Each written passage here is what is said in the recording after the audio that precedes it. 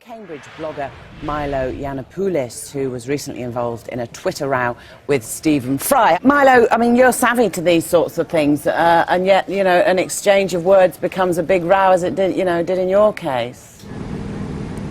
Yeah, I think it's a bit peculiar how much attention people pay to Twitter, but the important thing to remember for celebrities is that they do have a responsibility to be careful what they say, and the problem, I think, with celebrities on Twitter is that we get this direct access into their world, and we sometimes realise that they're not who we thought they were, because they no longer have those layers of protection. They don't have the PR, they don't have the image consultants, and we see sometimes that they can be unpleasant, they can be illiterate, they can be people who are not very attractive to be around. Is it better then when people are using it for... I mean, people are obviously all using it for their own purposes, aren't they? Or are some just being voyeuristic? I don't know. I think it's a mixture. Some people just sort of surf around Twitter and listen to what other people are saying. Some people broadcast. They're not really interested in what other people say. They just want to do their own thing. And others use it for conversation. It really depends. Your other guest is quite right. There's no correct way to use it. And egotistical as well, I guess, Milo, because when you clock up your followers, you think, oh, all those people are interested in my life.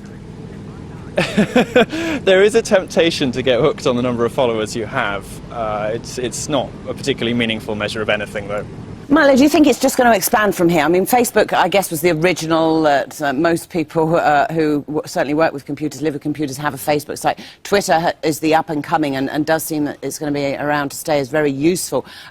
Is there going to be more developments of this kind, and are we all going to have to be more careful?